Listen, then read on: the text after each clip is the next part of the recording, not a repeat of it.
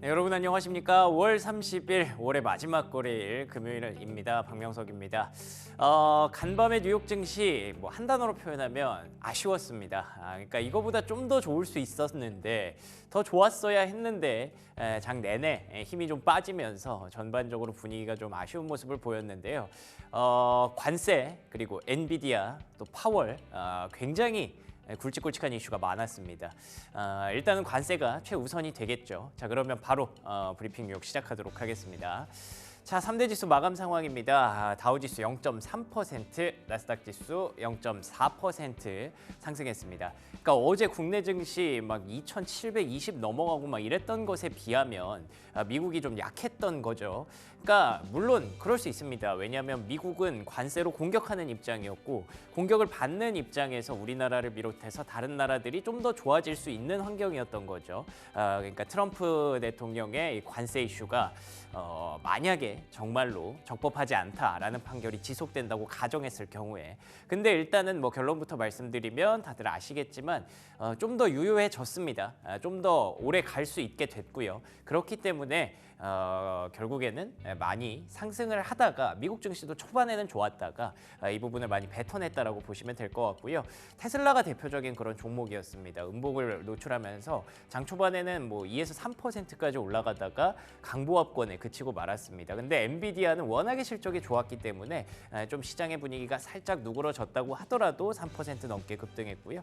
슈퍼마이크로 컴퓨터 이런 부분들이 좀 아쉬운 거죠. 엔비디아 영향을 전체적으로 좀 받을 수 있었는데 관세 이슈 때문에 뒤뚱뒤뚱 하다가 조금은 이렇게 고꾸라졌다라고 보시면 될 것 같습니다.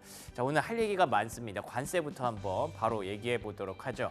자, 일단은 보시는 것처럼 트럼프 대통령의 상호 관세가 연방법원의 제지를 받았습니다. 권력을 너무 남용한 것이다라는 판결이 나왔었고요. 이 부분이 어제 이제 아침에 갑자기 속보로 막 공개되면서 시장이 흥분하기 시작했죠. 그래서 S&P 500 기준으로 엊그제 요게 아마 엔비디아 때문인 거 기억하실 겁니다. 엔비디아 실적 발표 앞두고 쭉 혹시라도 좀 팔까 정리할까 했던 그런 심리가 작용을 했었는데 그거 이상으로 엔비디아 좋았죠. 관세와 관련해서 이제 권력 남용 판결 나왔죠. 그래서 급등으로 출발을 했던 S&P 500이었는데 보시는 것처럼 쭉 힘을 잃어가면서 심지어 어제의 저점까지도 갔다 왔어요. 왜 이런 결과가 발생했을까? 다음 장 넘겨주시면 이게 발표되고 나서도 트럼프 정부는 의연했습니다. 우리는 자신 있다. 계속 이 관세를 지속할 가능성이 높다. 사법부가 이렇게 판결을 했는데 우리는 모르겠는데? 라고 얘기하는 그 배경이 있습니다. 월가의 반응들이 좀 나왔는데요. 골드만삭스에서 트럼프는 아마 우회로를 찾을 것이다. 그리고 상호관세가 그렇게 된 거지 품목별 관세, 자동차, 철강, 알루미늄 이런 거에 대해서는 여전히 유지가 되고 있다는 점을 골드만삭스에서 경고를 했고요. TS 롬바드에서는 그래서 항소 절차가 진행이 될 때까지 이게 굉장히 오래 걸린대요. 몇 년이 걸릴 수도 있대요. 근데 그동안 관세가 유지될지 여부가 관건이다라고 얘기를 했습니다. 아시는 것처럼 트럼프 대통령 바로 항소를 신청을 했죠. 그동안 과연 이게 진짜 연방법원의 의지대로 관세가 없어지는 것인지 아니면 트럼프 대통령이 요청을 해서 그게 계속 살아있는 것인지 이게 관건이라고 했는데 잠시 후에 말씀드리겠지만 결국 살아남았습니다. 미주에서 굉장히 명언을 남겼더라고요. 복잡해졌는데 막 계산이 복잡해졌잖아요. 몇 년 동안 엎치락뒤치락 이렇게 하겠구나. 과연 상호관세는 진짜 없어지는 건지 아니면 몇 %만 살아있는 건지. 근데 바뀌는 건 없다는 거예요. 왜냐하면 정치에는 뜻이 있으면 길이 있다고 합니다. 그러니까 트럼프 대통령이 하겠다고 하면 어떻게든 방법을 찾을 것이다 라는 점에서 그 부분들을 경고하는 메시지가 있었고 그래서 트럼프 정부도 저렇게 의연했던 겁니다. 다음 장 넘겨주시면요. 트럼프 대통령이 갖고 있는 우회로가 총 4가지라고 합니다. 그중에 무역법 301조, 슈퍼 301조라고 하는데 외국 정부, 그러니까 미국 기준에서 외국 정부가 무역 관련해서 차별적 관행을 보이고 합의가 잘 이루어지지 않으면 관세나 수입을 제한할 수 있다는 법안이 1974년도에 제정이 돼서 이거를 갖고 모든 것들을 다 지금 상호 관세를 매기는 거예요. 근데 이게 이렇게 나와 있으니까 이게 진짜 위헌인가 싶기도 해요. 그리고 또 무역법 122조는 심각한 무역 적자가 발생하면 상대국에 150일까지 15% 관세를 부과할 수 있다. 이걸로 돌리면 된다는 거예요. 그래서 상호 관세 아니더라도 무역 적자국 대한민국을 비롯해서 굉장히 많잖아요. 거기다가는 15% 관세를 부과할 수 있는 근거가 또 여기 있었다고 합니다. 무역 확장법 232조 역시 특정 품목 관세를 여기서 근거를 가져온 건데요. 국가 안보를 위협한다고 판단될 경우 지금 계속 중국의 AI, 반도체 이런 거를 제재하는 게 이거에 근거를 한 거죠. 적절한 조치를 통해서 제한할 수 있다라는 거고요. 관세법 338조 미국 기업을 차별하는 국가에 최고 50% 관세를 부과할 수 있다라는 것까지 가져온다면 트럼프는 4가지 대안을 갖고 있기 때문에 이게 만약에 좌초된다고 하더라도 분명히 뭔가 길을 찾을 것이다 라고 월가가 얘기를 하는 거죠. 제가 연도를 넣어놓은 이유가 있습니다. 이게 다 사문화된 법이래요. 근데 이런 것까지 다 트럼프는 갖고 와서 어떻게든 관세를 하려는 의지를 보였기 때문에 이게 우리가 크게 지금 단기적으로 호재라고 볼 수 없는 이유들이라고 하네요. 다음 장 넘겨주시면 그래서 결국 결론은 살아났습니다. 일단 관세 재개 방침을 트럼프가 확인을 받았고요. 덕분에 S&P 500은 좋을 뻔했다가 쭉 내려왔다라는 겁니다. 다음 장 넘겨주시면 그러면 앞으로 중요한 관점이 무엇이냐 5가지를 제시를 합니다. 제퍼리스에서 제시를 한 거고요. 그럼 대법원으로 갈 텐데 항소를 했으니 결정이 어떻게 나올 것이냐 일단 말씀드리고 싶은 게 대법원은 트럼프 쪽 흔히 말하는 보수 판결하는 그 재판관들이 6대 3인가 그 정도로 우위에 있다고 합니다. 그래서 최근에 윌콕스라고 이 사람을 해임을 했다가 그거를 과연 진짜 적법한 것이냐 아니냐를 두고 오랜 기간 다툼이 있었는데 거기서 대법원에서 이거는 대통령이 할 수 있는 일이다라고 인정을 해줬다고 하더라고요. 그래서 대법원 가면 트럼프가 조금 더 유리한 위치에 올라갈 수 있다라는 부분을 여러분들 염두에 두시면 좋을 것 같고요. 전국적 금지 명령이 뭐냐면 출생 시민권. 왜 우리가 흔히 원정 출산이라고 하잖아요. 미국 가서 애 낳으면 걔가 그 시민권을 받을 수 있다라는 거 우리 잘 알고 있는데 그게 원래 미국 헌법에 명문화가 되어 있대요. 근데 트럼프 대통령은 미국의 시민권이나 그런 것들을 갖고 있는 부모님이 아니면 그러면 이제 시민권을 주지 않겠다라고 전국적으로 금지 명령을 내렸는데 그걸 갖고 지금 법정 다툼이 있다고 합니다. 트럼프 명령이 더 센 거냐, 헌법이 더 센 거냐. 근데 그걸 갖고 이제 대법원으로 또 갈 텐데 이런 부분들은 과연 그러면 이번에 행정명령이 문제가 된 것처럼 어떻게 얘기를 해야 될 것이냐. 이 부분도 법적 다툼이 좀 있는 거고요. 관세 우회로 아까 제가 말씀드렸던 그 4가지 이 부분에 대해서도 판결이 필요하다라는 관점이고 예산 협상 영향. 그러니까 이렇게 되면은 이제 그 감세에 대해서 좀 안 될 수도 있는 거잖아요. 관세가 이제 만약에 진짜 불법이라고 평가가 된다면. 근데 지금은 어쨌든 살아남아 있으니까 관련해서 불확실성이 다시 줄어들었다라고 볼 수도 있을 것 같아요. 왜냐하면 관세로 벌어들이려고 했던 수입이 있었기 때문에 협상국들의 반응은 아마 예상했을 것이다라고 해서 앞으로도 이제 이 법적인 문제라고 얘기를 하기보다는 그 상대국들 간의 어떤 그 다툼이 협상이 계속 지속될 가능성이 높다라고 해서 일단 불확실성이 켜지기는 했습니다만 그래도 일단 관세가 살아남은 만큼 당분간 똑같은 흐름이 진행되지 않을까 싶습니다. 자, 그리고 두 번째 체크 포인트는 엔비디아입니다.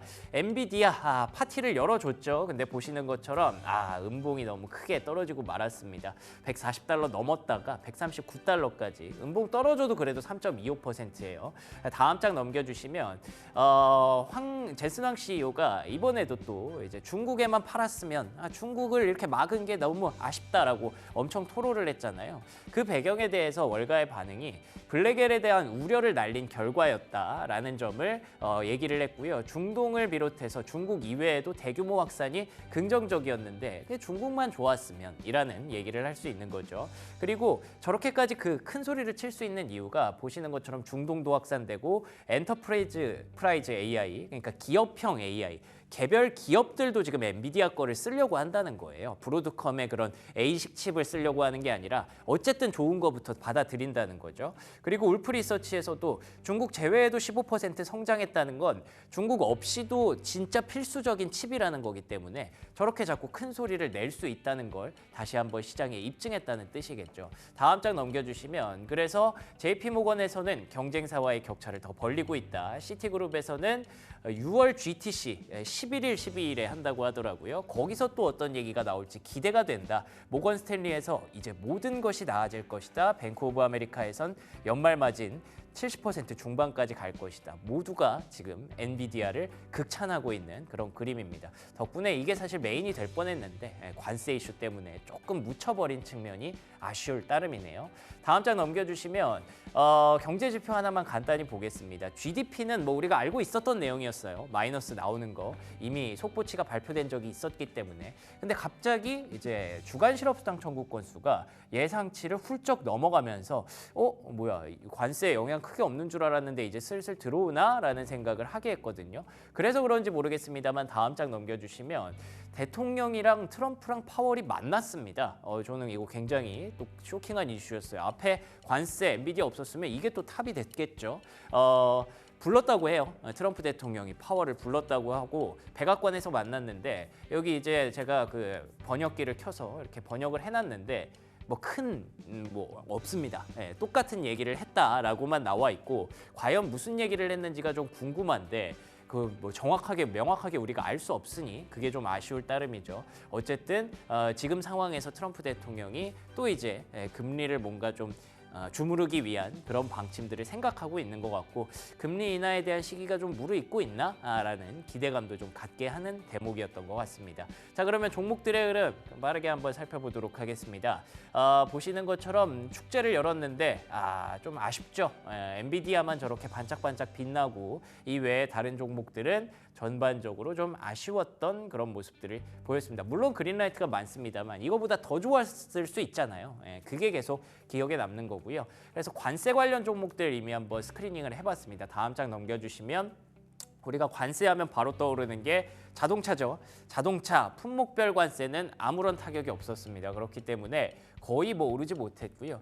그리고 상호 관세 떠올리면 또 멕시코, 캐나다부터 시작했잖아요. 그런 부분들은 컨스텔레이션 브랜드, 그러니까 코로나 만드는 기업, 이런 기업이 좀 좋을 뻔했는데 뭐 크게 좋은 게 없었습니다. 다음 장 넘겨주시면 그리고 상호 관세 얘기하면 또 제일 크게 타격받았던 게 베트남이죠. 베트남에서 의류가 생산이 많이 됩니다. 관련 종목들 찾아봤는데 나이키 오히려 하락했고요.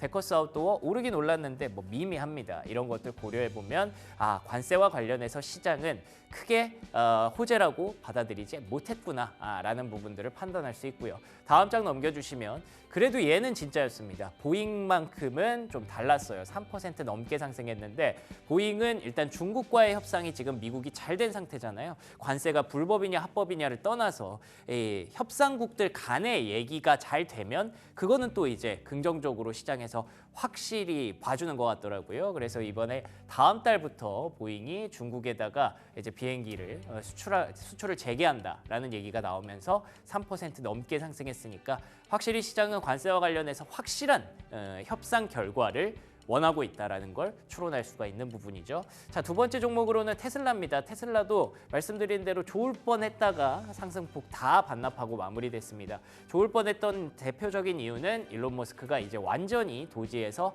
빠이빠이를 선언을 했기 때문이죠. 트럼프에게 뭐 편지를 썼대요. 그동안 감사했습니다. 이러면서 이제 마무리를 확실하게 짓고 이제 정말 테슬라에 복귀한다는 점이 주가를 계속 끌어올리고 있는 부분인데, 자, 그러면 일론 머스크가 하고자 하는 것 다음 장 넘겨주시면 뭐 전기차 많이 파는 거, 로보택시 이런 것도 좋지만 궁극적으로는 AI 시대에 본인이 뒤처지고 싶지 않은 게 크거든요. 근데 아시는 것처럼 트럼프는 알트만을 더 좋아합니다. 스타게이트에 알트만을 중심으로 짜놨고요. 중동에도 알트만을 데려갔고요. 그래서 머스크가 좀 삐졌다는 얘기가 좀 많이 나오고 있죠. 과연 AI 주도권을 일론 머스크가 정말 열리라면 빼앗아 올 수 있는지 이게 앞으로 중요한 관전 포인트가 되지 않을까 싶어요. 자, 그리고 세 번째 특징주로는요. 그런 아쉬운 상황 속에서도 정말 강하게 약진했던 엘프뷰티. 본장에서는 화장품주 중에 엘프뷰티가 큰 건을 해줬고요. 현재 시간외에서는 울타뷰티가 또 회장 후에 8% 넘게 급등을 하고 있습니다. 화장품은 관세랑 크게 영향이 없다고 하더라고요. 특히 K뷰티가 가성비 덕분에 관세의 영향에도 불구하고 오히려 더 시장에서 주목을 받는다고 하잖아요. 여전히 관세 프레셔는 시장의 상수라고 봐야 될 것 같고요. 뭐 이게 대법원까지 뭐 기다리면서 긍정적인 부분들 찾아가면서 그럴 때는 아닌 것 같고 여전히 계속 관련된 수혜주를 찾아야 될 것 같습니다. 지금까지 브리핑 뉴욕이었고요. 프리미엄 미국 주식 이어갑니다.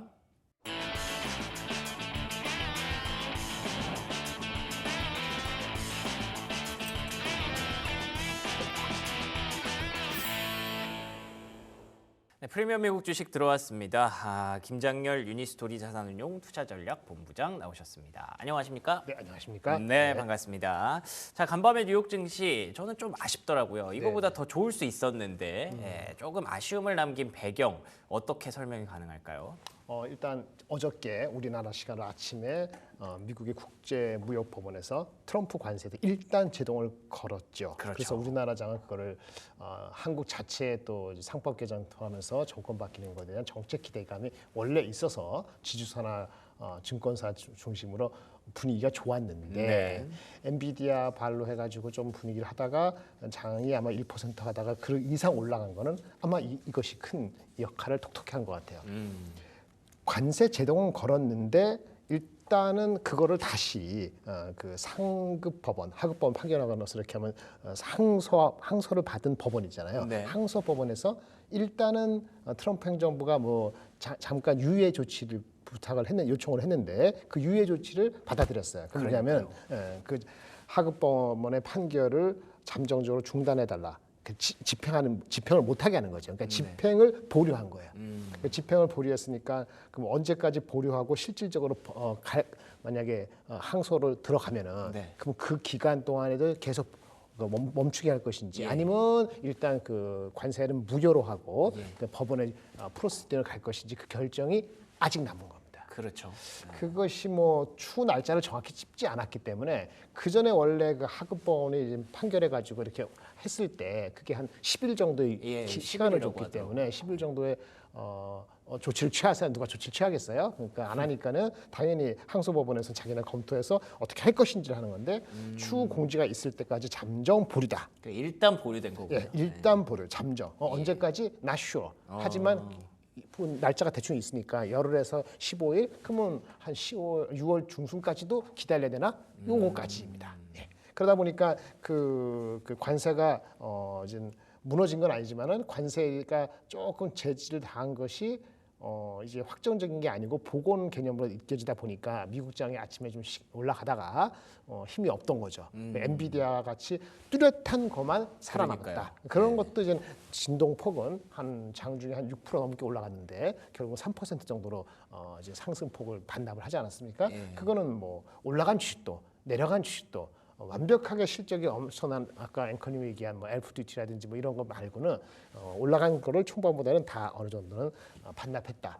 눈치 보자 이런 얘기가 되는 겁니다. 그렇군요. 일단은 그러면은 관세가 이제 무효화가 될 뻔했다가 무효화가 될 수도 있는 걸 잠깐 유예해 달라라고 트럼프 측에서 바로 요청을 한 거고요. 그거를 이제 상급 법원에서 받아들여서 얼마나 잠깐 이제 유예를 시켜줄지는 모르겠지만 일단 그 기간 동안은 상호 관세가 계속 유효한 상태로 남아 있게 됐습니다. 그래서 시장은 좋을 뻔했다가 좀 빠졌다라고 보시면 될 것 같고요. 그러면은 일단 그 얘기를 좀 더 심화해서 해보면 트럼프 대통령이 이렇게 바로 항소를 제기한 것 자체가 시장에선 굉장히 이례적인 뉴스라고 받아들이더라고요. 그만큼 트럼프 대통령이 관세를 하겠다는 의지가 좀 강하다고 봐야겠죠. 아니 지금 중국인가 모든 나라 상호 관세.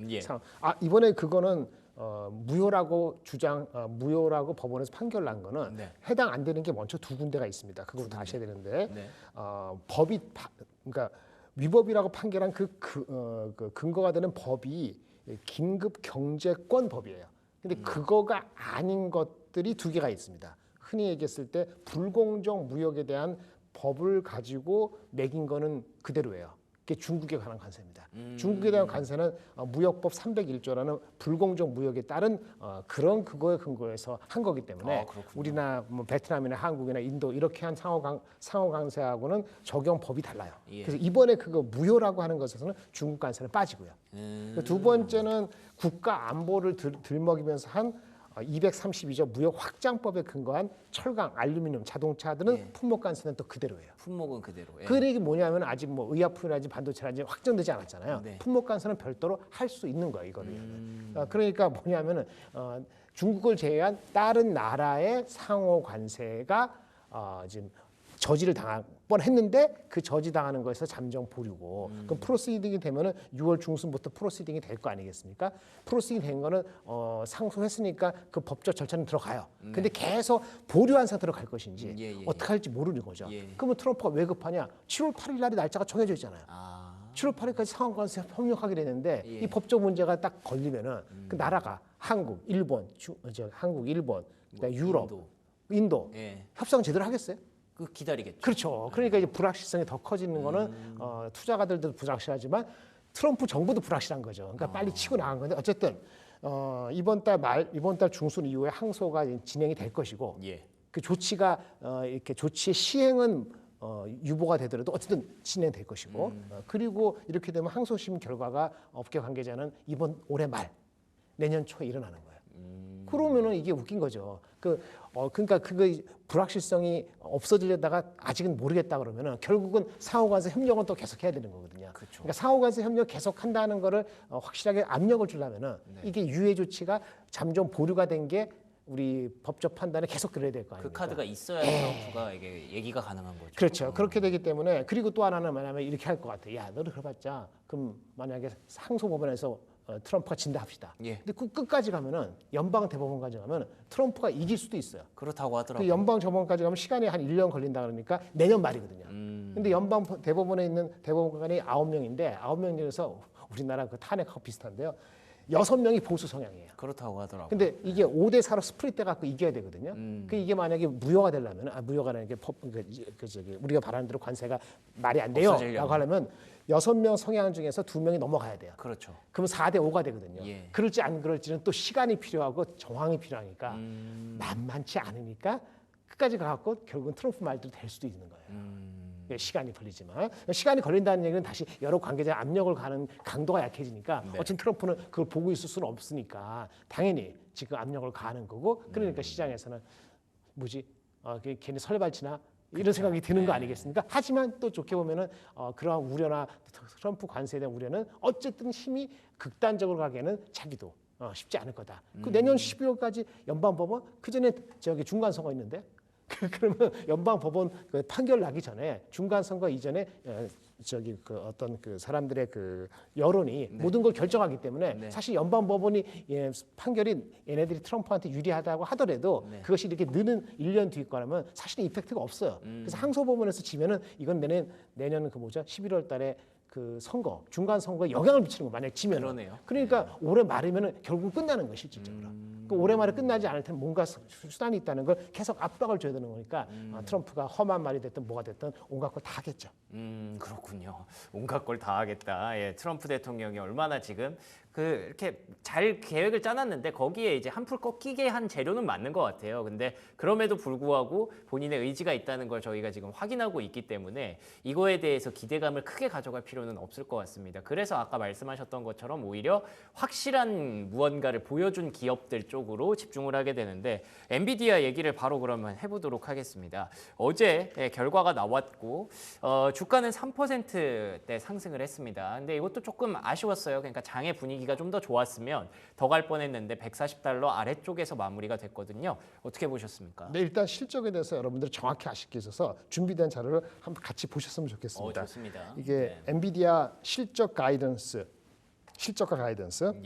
제가 그냥 뉴트럴한 입장에서 보더라도 굿입니다. 아, 굿이었군요. 굿이에요, 굿. 누구는 뭐 실적이 미스했더니 어떤 얘기를 하는데 이게 미스했다고? 이걸 어떻게 미스했다고 표현해요? 그러니까 표면적으로 뭐냐면은 표면적으로 EPS가 미스했어요. 근데 그거는 네네네. 중국항 때문에 거거든요. 정확히 봤을 때 컨센서스가 433억 달러인데 440억 달러로 조금 더 잘 나왔죠. 예. 조금 더 잘 나온 게 H20이 빠져서 그런 거예요. 그렇죠. 그러니까 H20을 애드백하면 465달러, 5억 달러가 되는 거니까 네. 원래 고유 비즈니스는 괜찮았던 거예요. 매우 서프라이즈죠. 매우 괜찮았던 네. 거라고 볼 수 있고요. 그 서프라이즈 레이트가 과거에 얼마냐면 2년 전에 한 10%였고 네. 최근에 한 5, 6%였기 때문에 네. 제가 봤을 때는요. 이번에는 서프라이즈 레이트가 한 3, 4%만 3, 4%만 나와도 오케이예요. 그 3, 4%가 440억 달러 돼요. 440에서 450 사이에. 예, 그런데 뭐 H20 25억 달러 빼고 한 거니까 이건 좋은 거고요. 두 번째, 그건 당연히 그러니까 매출에서 빠졌는데 또 그 저기 뭐또 H20 그 적자 난 거 있잖아요. 네네. 적자 난 건 45억 달러거든요. 네. 근데 원래 이것도 좀 줄은 겁니다. 원래 그쵸, 50 원래 55억 달러. 맞아요. 근데 어쨌든 45억 달러 애드백 하면은 마진도 다시 올라가죠. 네. GP 마진 61%가 아니고 원래 했던 71% 정도 나오는 거예요. 그러면 애드백 하면은 컨센서스 93센트의 EPS 대비했을 때 81센트가 결과가 아니고 이것도 한 95센트 나오는 거예요. 그래서 실적에 남으라는 게 없었을 뻔했는데 그래서 이제 엔비디아가 난리치는 거죠. 아이씨 중국 날아가면은 그것만 좋았으면 좋았는데. 그 중국 얘네 매출이 2천억에 한 10몇 프로 하면 2, 300억, 300억 하는데 시장이 말이야. 그 500억 달러인데 이거 지금 놓치면 큰일 나. 그렇잖아요. 예. 그러니까 한 거죠. 근데 이제 보면 그 다음 장에 보면은 실적에 대한 그렇고 가이던스. 네. 누군 그래요. 실적 잘 나왔어. 근데 가이던스 안 좋은 거 아니냐? 왜 가이던스가 컨센서스가 455억에서 459억 달러 정도였었어요. 보통 460억 달러 좀 안 되게. 컨센서스가. 가이던스는 다음 장인 것 같아요. 네, 다음 장. 네, 다음 장. 가이던스 보시면 가이던스는 컨센서스 455, 459억 달러보다 조금 낮은 것처럼 보이는 450억 달러 플러스 마이너스 2%였어요. 그러니까 441에서 지난 분기, 이번 분기 실적과 네. 459 컨센서스의 상단하고 비슷하게 다 나올 수 있는 레인지를 둔 게 450억 달러가 컨센서스 숫자보다 한 5, 6억 달러 낮다는 것처럼 보인 건데 그렇긴 하네요. 숫자는. 근데 H2O 빠진 80억 달러가 빠진 거였거든요. 아 저것도 뺀 거예요? 네. 합하면 530억 달러대. 그러네요. 근데 530억 달러. H2O 80억 달러 손실을 반영한 건데 예. 그거를 반영하더라도 영업 매출 총이익률은 아까 1분기 때 61%였잖아요. 네. 2분기 때는 올라갑니다.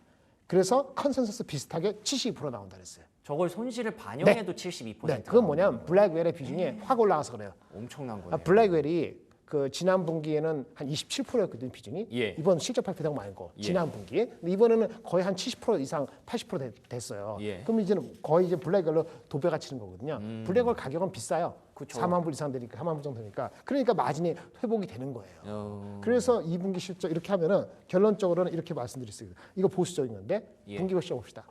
다음 장에 엔비디아 매출 중요하니까 실적은 440 나왔고 2분기 컨센서스에 부합할 수 있다고 저는 충분히 보니까 네. 460억 달러 하고 우측에 있는 건 작년 동기입니다. 3분기부터가 이슈인데 예. 이게 중국용 칩 H20을 대체할 칩이 준비는 됐다고 얘기했다가 아직은 확실치 않다고 또 어제 약간 그래요? 그랬어요. 저가형 블랙웰치 말씀하시는 저가 거죠? 그러니까 블랙을 한 것은 그 이제 뭐죠? RTX 프로 6000이라는 거.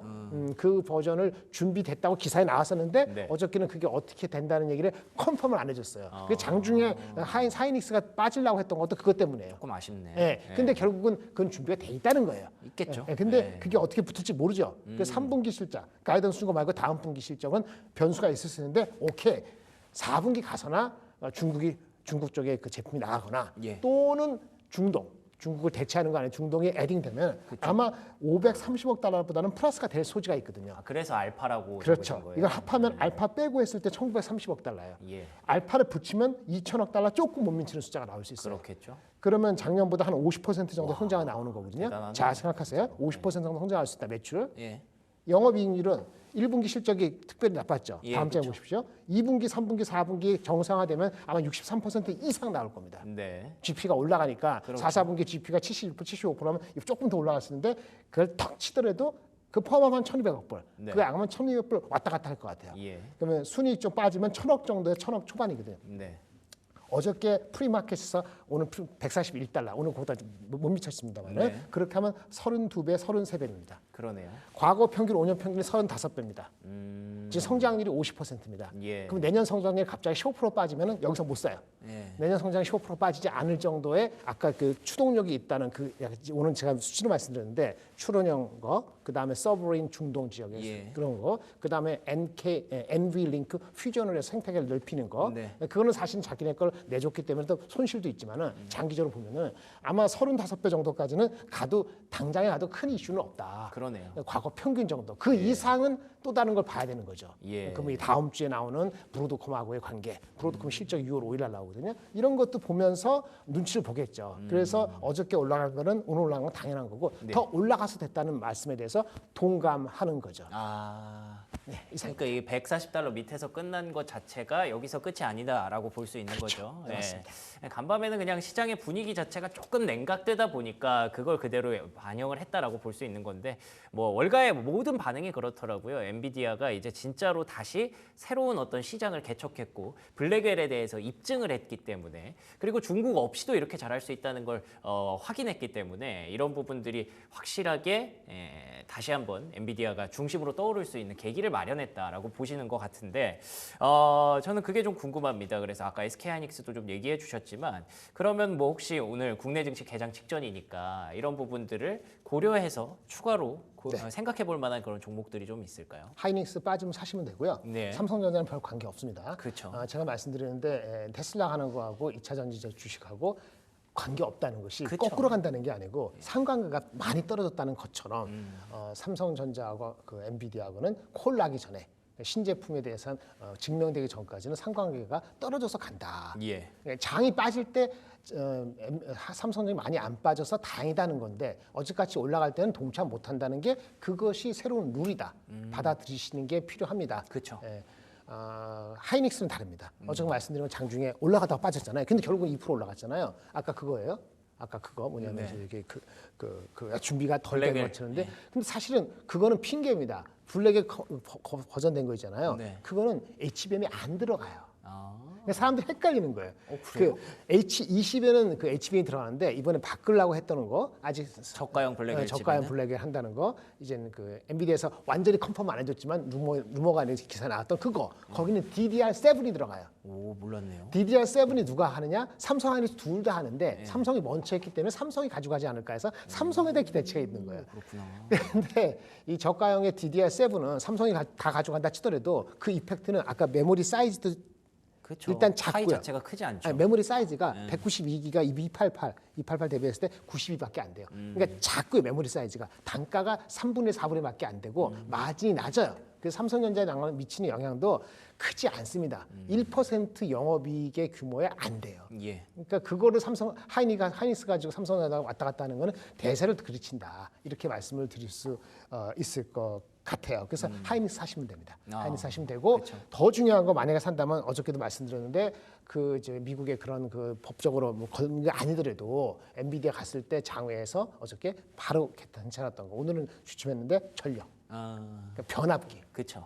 프라이어티 넘버 원은 주가가 많이 치솟는데 약간 룸이 있는 변압기. 근데 하이닉스 자꾸 흔들리면은 좀 사시면 되는데 그렇다고 엔비디아만 좋아하는 거 아니니까 엔비디아에 대해서 내가 만약에 100의 규모를 두면은 하이닉스는 한 30 정도의 웨이트 개념으로 두셔야 되고 삼성전자는 그거에 다시 3분의 1, 10%의 웨이트를 주시면 되는데 삼성 하이닉스하고 변압기를 본다면 저는 변압기하고 하이닉스하고 비등하거나 오히려 변압기가 낫다고 봐요. 예. 그리고 조선.